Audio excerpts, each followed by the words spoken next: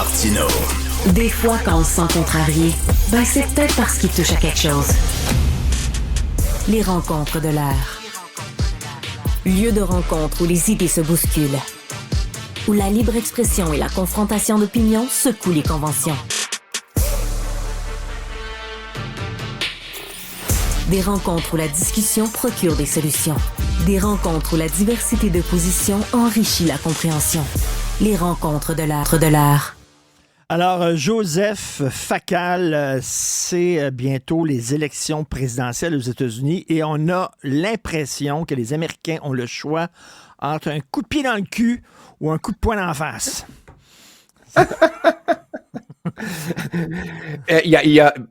Lors des dernières élections municipales à Montréal, le choix était entre Valérie Plante et Denis Coderre. Et un de mes amis m'a dit « J'ai le sentiment d'avoir le choix entre la nausée et les crampes. » Alors, c'est un peu ça, finalement. Non, mais sérieusement, Richard, la raison pour laquelle je voulais qu'on en parle aujourd'hui, c'est parce que je pense que le vrai thème de ma réflexion, c'est la vanité. Laisse-moi m'expliquer. C'est quoi la vanité? La vanité, c'est avoir une très, très haute opinion de soi-même. Celle de Trump, on la connaît. Il n'y a pas de limite. Mais si on parlait un instant de la vanité de Joe Biden, qui pourtant veut nous la jouer modeste. Et je m'explique. Biden aurait pu, l'an dernier, dire « Ce sera mon dernier mandat, ma mission est complétée, j'ai écarté Trump, j'ai ramené le bon sens et la décence à la Maison-Blanche, on est de retour on the right track, fini les folies, et après plus de 50 ans au service de ma nation, je me repose. » Mais non, la vanité a été plus forte.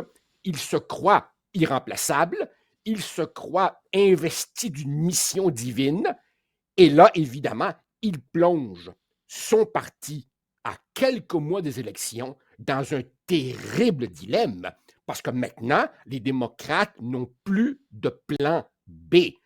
Et à l'évidence, ce ne sont pas les nains qui affrontent Donald Trump pour l'investiture républicaine qui vont l'arrêter, et ce ne sont pas non plus les 91 chefs d'accusation, puisque, bien entendu, au contraire, ça l'aide en le faisant passer pour un martyr auprès de sa secte de dizaines de millions de personnes, et ses avocats vont évidemment étirer les délais jusqu'à l'après-novembre. Et s'il est réélu, il va s'auto-pardonner.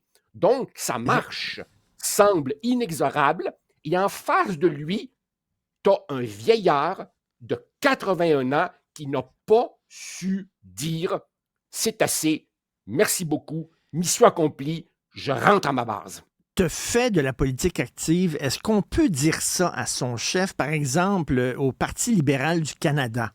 Il y a des gens qui voudraient que Trudeau s'en aille en disant, là, c'est un boulet pour nous, parce que si il se présente contre Poilievre, Poilievre va rentrer. Comment un membre d'un parti, un député, un ministre, à un moment donné, d'un gouvernement peut dire à son chef ou lui faire laisser savoir qu'il est temps que tu t'en ailles? Est-ce que ça... C'est extrêmement difficile. Je me rappelle qu'en 1995, au lendemain de la soirée référendaire où M. Parizeau a lâché ces mots qui ont fait le tour de la planète, mots qui d'une certaine manière furent tordus, mais tout de même, mots qui étaient lourds. Je me rappelle très bien que Bernard Landry lui avait dit « Monsieur, je comprends votre amertume, mais après ce que vous venez de dire, il sera impossible pour vous de rester en poste. » Donc, ça peut se faire, mais c'est extrêmement difficile. Dans le cas de Biden, il est de plus en plus évident que pour certains stratèges démocrates, ce qui était une inquiétude est en train de se muer pratiquement en panique. Et l'autre jour, évidemment, je lisais sur ce site dont je t'ai déjà parlé, Politico, que j'aime beaucoup, un stratège démocrate qui disait « On va se dire les vraies affaires, là. on est tous extrêmement inquiets. Le problème, disait-il, c'est que quand tu es dans un radeau sur l'océan, en plein milieu de la tempête, tu peux bien dire que tu aimerais un vaisseau un peu plus solide. Tu vas quand même pas commencer à donner des coups de canif dans le seul radeau que tu as. Fait que tu es un peu pogné, tu serres les rangs, tu fermes ta gueule, puis tu rames. Il reste que la situation est extrêmement problématique. C'est vrai, j'entends les objections. C'est vrai qu'il y a encore plusieurs mois d'ici à novembre. Il est vrai aussi que les sondages de janvier, historiquement, ne sont pas des bons prédicteurs de ce qui va arriver en novembre. Il reste que Biden a les pires chiffres de l'histoire pour un président sortant à ce moment-ci du calendrier. Et la coalition qui l'a mené au pouvoir est en train de subir une hémorragie.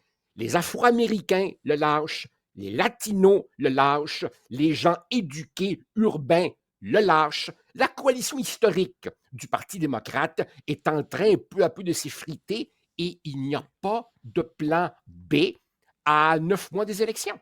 Bon, je te disais, les démocrates devraient pouvoir dire à Joe Biden, merci beaucoup, puis va-t'en chez vous. Mais les républicains, là, j'ai de la difficulté à croire. Je veux dire, il y a des gens qui sont sensés dans le Parti républicain. Tu sais, je comprends bien là, qu'ils disent qu'il va nous donner la victoire, mais au prix de quoi? À quel coût? À un moment donné, là, tu sais, t'es un républicain. C'est pas rien que de gagner qui compte aussi, là. C'est de gagner avec la bonne personne. Et si tu te bouches le nez et tu donnes la main au diable, littéralement, et quelqu'un qui se fout de ses institutions démocratiques, quelqu'un qui a une graine de dictateur en lui, est-ce que le jeu en vaut la chandelle? Est-ce que ces gens-là se regardent dans le miroir en disant, là, est-ce que je suis fier de moi de choisir ce gars-là? Je crois que tu connais la réponse, Richard. Il y a des gens qui, au nom du pouvoir, et au fond, même dans leur cas, une illusion de pouvoir, car si Trump était réélu, c'est lui seul qui déciderait de tout. Donc, ce serait une illusion de pouvoir pour ceux qui auraient accroché leur petit wagon à sa locomotive. Mais effectivement, il y a des gens pour qui l'appétit de pouvoir fait disparaître le moins de soupçons de conscience. Tu disais il y a un instant, est-il possible de dire les vraies affaires? Ben justement, je prends ta balle au bon. Il y a une républicaine, une qui a osé dire la vérité. C'est Liz Cheney, la représentante du Wyoming, la fille de, ben oui, la fille de Dick Darth Vader Cheney, qui a dit, hey, nous, on est le parti de Ronald Reagan et le parti d'Abraham Lincoln. Est-ce qu'on va suivre ce chef de secte? Eh bien, ça lui a coûté sa job dans le Parti républicain. Et quand tu regardes, Richard, les différents indicateurs, je ne veux pas t'assommer de chiffres, mais c'est dévastateur. 55% des Américains disent que, oui, l'âge de Biden est une vraie préoccupation. Effectivement, le gars pourrait faire un AVC n'importe quand. 24% à peine. 24% disent qu'ils veulent qu'il se représente. Et souvent, j'entends des analystes dire « Mais oui, mais un des bons prédicteurs, c'est l'état de l'économie, et l'économie américaine va plutôt bien. » Non, Richard, non. Mais les gens ne votent pas en fonction de la réalité. Les gens votent en fonction de leur perception de la réalité. Or, c'est quoi la perception? Écoute bien ça. 58% des Américains pensent que le chômage est très élevé. C'est faux, il est bas, mais ils pensent le contraire de la vérité. 44% des Américains pensent que leur pays est en récession. Faux, le pays n'est pas en récession. 40% d'entre eux pensent que l'inflation va augmenter dans les prochains mois, ce qui est très peu probable. Autrement dit, les gens ont des perceptions faussées de la réalité et ça fait le jeu de Trump. Et si les démocrates se viraient de bord à 8 mois des élections, qu'est-ce qui arriverait? Donner l'investiture à Bernie Sanders, un socialiste de 81 ans lui aussi, à Kamala Harris, encore plus impopulaire que Biden. Donc, la vanité de Joe Biden met son parti dans le trouble. Permets-moi un exemple. Des gens qui s'accrochent trop longtemps, on en voit dans tous les milieux. Rappelle-toi, Aznavour, à la fin, il avait plus de voix. Il continuait à faire des tournées. Rappelle-toi, tu sais que je suis un fan fini de football, là, ce qui évidemment fait souffrir ma blonde ces temps-ci, les fins de semaine. Tom Brady, OK, remporte 6 Super Bowls avec les Patriotes. Étonne tout le monde en s'en allant à Tampa Bay. On se demande, il est fou, qu'est-ce qu'il fait? Ben non, peux-tu croire, il amène Tampa Bay encore au Super Bowl. Ça aurait été la fin de carrière parfaite. Ben non, il Ben, s'accroche une année supplémentaire, il est pathétique, et en plus, il se tape un divorce avec Gisèle Bündchen. Peux-tu croire? Perdre Gisèle Bündchen. En terminant, souviens-toi, De Gaulle, De Gaulle disait, vaut mieux partir 3 ans trop tôt qu'une journée trop tard. Et Tu te voilà, souviens? et C'est ce qu'il voilà. disait, là. Mais même lui, là, il s'est accroché un peu trop longtemps au pouvoir aussi, Eh là. oui. Et La c'est vanité, Richard, il la faut vanité. savoir dire adieu. Il faut savoir dire Mais adieu. Surtout quand il on est aurait dû dire, président des États-Unis. ben oui, il aurait dû dire, mon pays est tellement important que je Voilà. dois me sacrifier pour mon pays. Mais là, écoute, on parlait des démocrates et des républicains. J'aime ça que tu parles de la vanité de Biden parce que on voit la vanité de Donald Trump. Tu sais, c'est comme Eh oui. un nez au milieu du visage. Mais effectivement, celle de Biden, elle n'est pas suffisamment critiquée.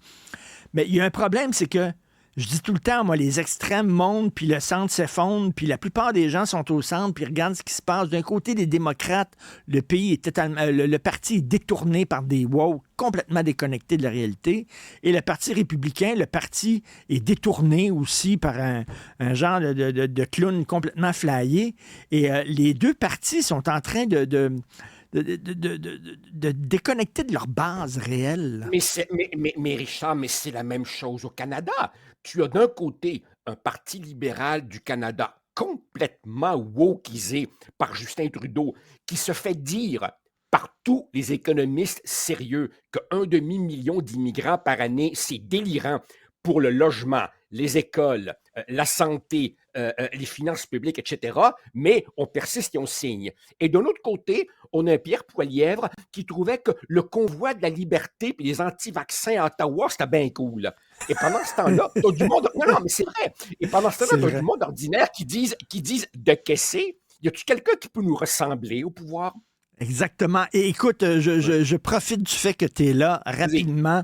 Valérie Plante a présenté son plan pour sauver le centre-ville de Oh, Montréal.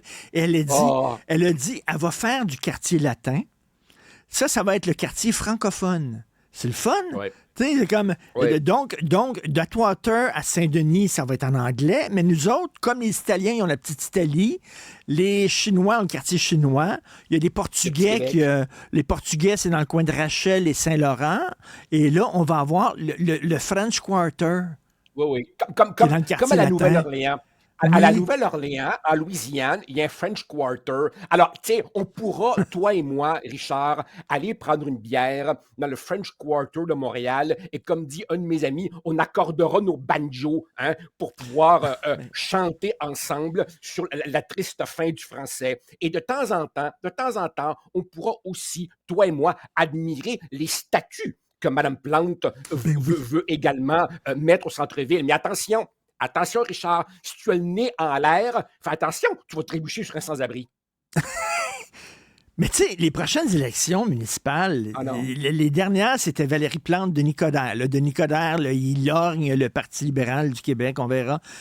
Mais tu sais, c'est comme, on dirait tout le temps, depuis des années, depuis plusieurs années, Joseph, que ça soit au municipal, au provincial, au fédéral, on vote pour le moins pire. J'aimerais ça une Oui, fois qu'on vote pour le meilleur ou la c'est non meilleure, seulement. mais on Voilà, c'est vote pour non le seulement. moins pire. As-tu vu, Richard, ces dizaines et dizaines et dizaines d'élus municipaux qui disent je me représente pas parce qu'avec les réseaux sociaux et tout, ma vie est devenue un enfer. La vérité, Ouais. Richard, est que plantes, et tout ça sont des reflets d'une situation plus vaste qui est la vie politique attire de moins en moins de gens.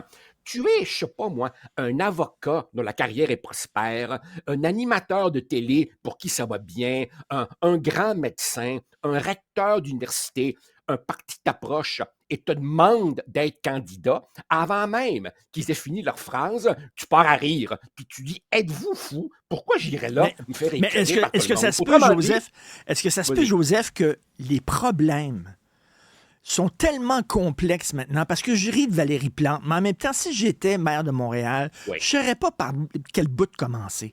Les problèmes sont tellement rendus complexes que moi, j'ai l'impression ces temps-ci que les États, les administrations municipales ne peuvent plus répondre aux défis qui Ah! se posent. Oui, oui, mais justement, il y a un non-dit dans ce que tu dis, qui est le suivant. Les problèmes sont de plus en plus complexes, oui, mais je crois que nos attentes envers nos élus sont aussi totalement irréalistes. Si on est tout le temps déçu, c'est parce qu'on leur demande de tout solutionner. Et je ne connais pas de plus bel exemple que le Québec. L'école va mal, c'est pas l'affaire des parents, c'est l'affaire du gouvernement. Les hôpitaux vont mal, on fait assez peu de prévention et on demande au système de tout régler.